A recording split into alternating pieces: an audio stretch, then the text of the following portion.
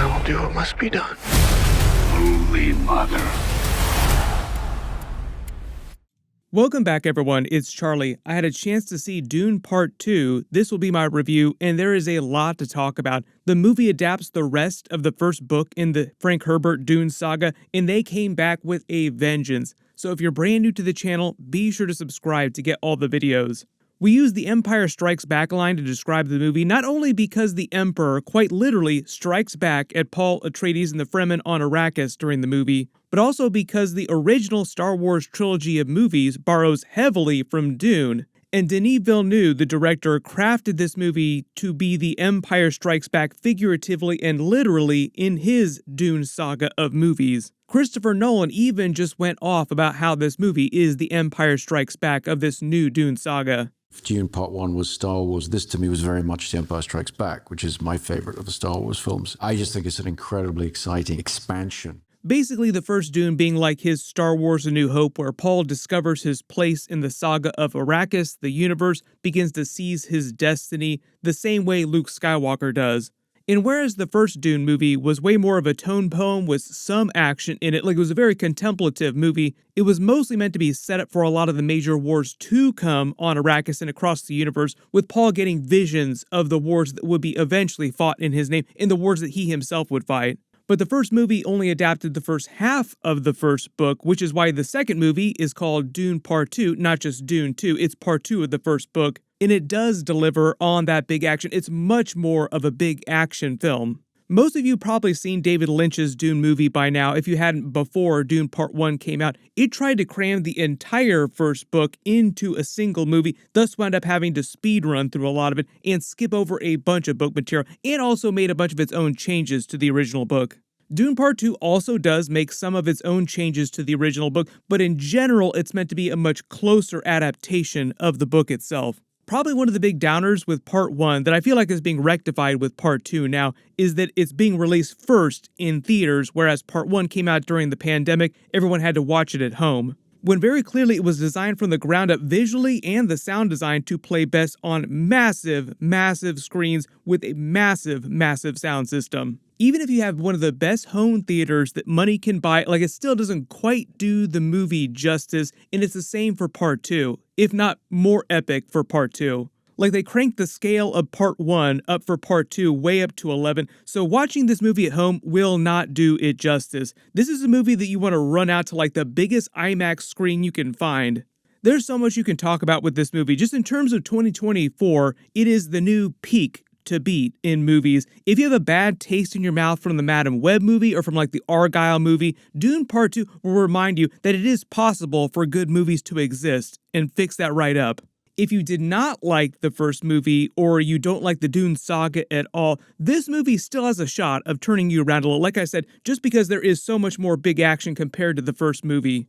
But non-fans of Dune are people who actively dislike the slower parts in the first movie, where it does feel like more of a tone poem, might have some issues with the earlier parts in this film, Part 2. The whole movie is 2 hours and 46 minutes long. It doesn't really start picking up until like the last hour to 90 minutes of the film, but even if you weren't hot on the first movie, that last 90 minutes or so, Part 2 is such a banger, like it starts to cook so hard, you will be blown away. The CG is great. I know there have been a lot of movies from the big studios the last few years with questionable CG people have been complaining about. Dune Part 2 does have a lot of CG, a lot of visual effects, but it uses them to way better effect to make as many puns as possible than a lot of other big movies that makes everything still feel very real and practical, very lived in, as opposed to say like Ant-Man the Wasp: Quantumania, where it always feels like the characters are not on real sets or interacting with real things. So if Quantumania was like the bottom of the barrel of bad CG in terms of really big movies, Dune Part 2 is the new opposite of that. All the physical close-up fights were great, and in fact, I don't consider it a spoiler to call out the Paul versus Fade fight because it was in all the trailers. Probably going to go down as one of the best hand-to-hand knife fights of all time. Donnie Yen would be proud. If only modern Star Wars could do lightsaber fights that were half as good, they'd be really cooking. Now, I went to the movie knowing that they'll continue the books in upcoming movies, like there will be a Dune Part 3, but I still feel like they ended Part 2 in a satisfying way, knowing that there would be another movie after this. There have been a couple other movies recently, like Rebel Moon Part 1 is particularly egregious when it comes to this phenomenon, like literally just chopping larger movies in half without giving you a satisfying conclusion before giving you the next part of the story. Dune Part 2 still ends like a traditional story, basically ending with the first book. There is an ending to the actual story. Just to talk about the actors for a while, Timothée Chalamet really having a run at the box office right now. It is definitely his moment in Hollywood. His last movie, Wonka, crushing it still at the box office. As of me posting the video, the pre-sales on Dune Part 2 make it seem like it is also going to be a banger, just in terms of financials. He was solid in the first movie, but he really came into his own during Part 2. Like, he did a great job of conveying a man grappling with the power of a god, trying to decide how to use that power to save his family, his new people, the Fremen, also save the entire universe. I did like Kyle MacLachlan's version of Paul in the David Lynch movie, but Timothée Chalamet hits much higher highs in Dune Part 2. Probably one of the biggest upgrades just in terms of characters is Austin Butler's version of Fade. Most people remember the Sting version of Fade. He certainly was something. Austin Butler's version tries to be a little more true to the Fade from the books on the page, both visually and in his personality. And he is a monster in this movie in the best possible way. And because they split the story of the first book into 2 movies, they have way more time to set his character up. Like, one of the other benefits of splitting the movie is you get to spend way more time on all the characters, and it helps the movie greatly. Then there's the Emperor and Princess Irulan. The Emperor is played by Christopher Walken, so I went into this fully prepared for the more cowbell version of the Emperor, just because he's mostly known for being so over the top in his movies. But Denis Villeneuve, the director, did a good job of keeping his crazy energy under control so that it works to the benefit of the movie. The Emperor is meant to be a very shrewd person, but he is totally paranoid, so he's supposed to have this real crazy energy about him. And once you do see him in the movie, you'll understand why he was right for the role, even though most of the time when you think of him, you just think of all of his craziest roles.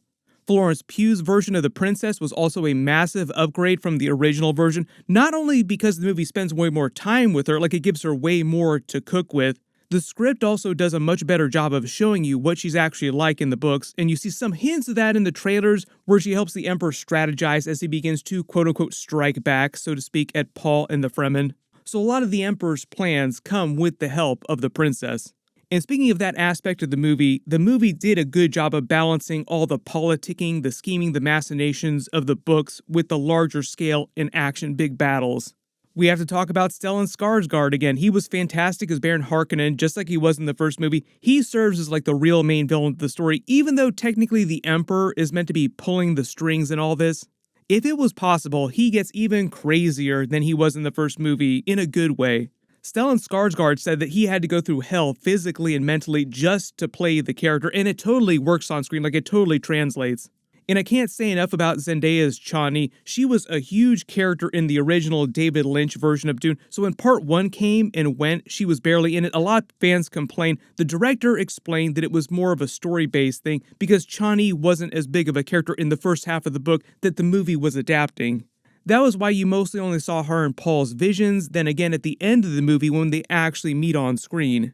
Part 2, on the other hand, is as much her movie as it is about Paul's journey.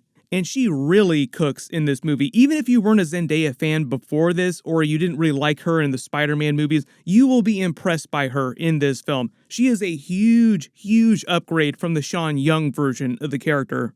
I could go on all day about all the other actors in the movie, like everybody is fantastic in this film. If you're a big fan of the books, there are probably a couple characters that don't get quite as much time as you would like, but the movie would have to be like 8 hours long for them to completely do the entire book. I am sure there are a lot of people out there, though, that'll see this and be like, I want that 8-hour cut of the movie. Like, why don't you just do another 6 hours of this?